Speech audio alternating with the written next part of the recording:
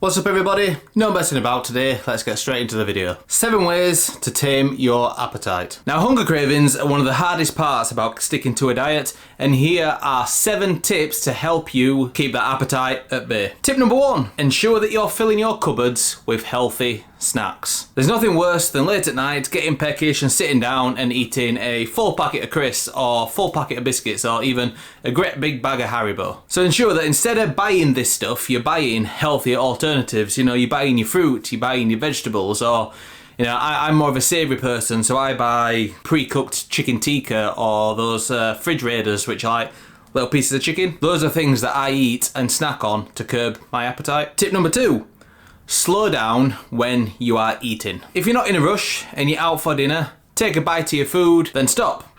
Have a drink of water, have a bit of a conversation, you know, take a few breaths. You'll find that you're eating a lot less because your body will have more time to acknowledge that you're actually full. Number 3, a good way to suppress your appetite is to like this video, as it only takes 2 seconds and it really helps me out. And what helps even more is a comment, so let me know below on any hacks that you've got that help you suppress your appetite. Tip number 4, recognise when you are actually hungry. The difference between hunger and cravings can be a pretty thin line. One way to tell if you're actually hungry or not is when you get that feeling, just picture eating chicken, rice and broccoli.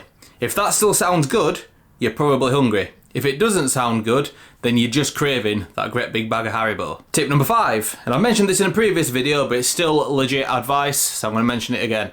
Do not trust the healthy menu. And what I mean by this is when you're out in a restaurant and you are trying to watch what you eat, a lot of the time people will look straight past the burgers and the pizzas and the steaks and they'll go straight to the salad menu.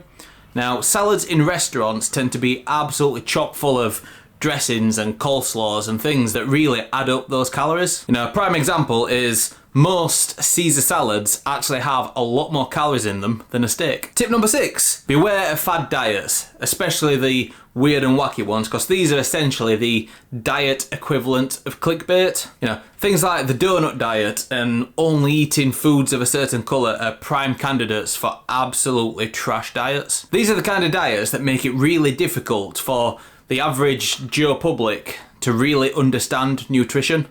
Sometimes people just need to educate themselves better on what they are putting into their bodies. Tip number 7, beware the sugar-free Trojan horse. Now, I'm a little two-faced when it comes to this one because I've mentioned in previous videos that do not be scared of diet soda and diet pop and, you know, sugar-free alternatives. And to be honest, that is still true.